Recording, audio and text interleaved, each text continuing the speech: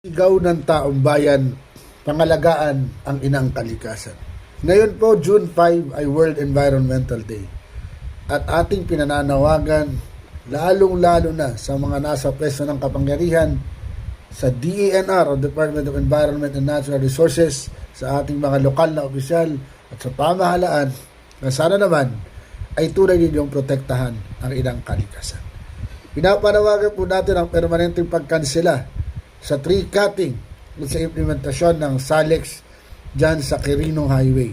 Ganon din po, pinapanawagan natin ang pagkonsidera sa pagtigil sa pagpuputol ng mahigit sa 218,000 plus na puno dyan po sa Palawan. Pinapanawagan din po natin ang pagkonsidera sa permanenteng pagprotekta, mandatory pagprotekta sa kalikasan na tatamaan ng mga mining sa Isabela, sa Romblon at sa iba pang lugar. Ganoon din po ang pagkonsidera ng kalikasan sa mga proyektong renewable energy.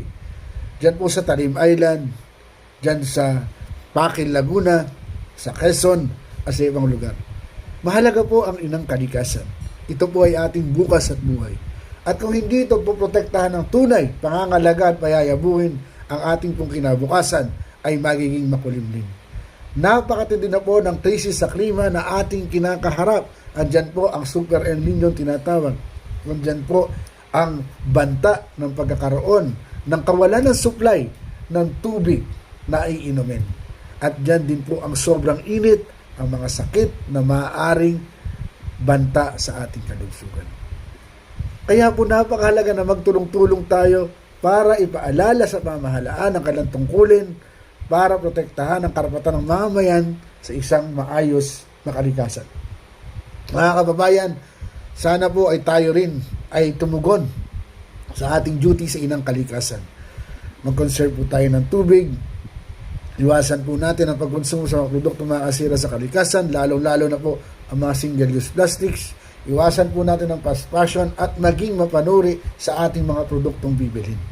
Napakahalaga po ng inang kalikasan. Dalawa lang po ang ating finite na resources, ang kalikasan at ang tao. At kung ito po'y pagsasamahin at payayabungin, tunay pong uunlad ang bansang Pilipinas.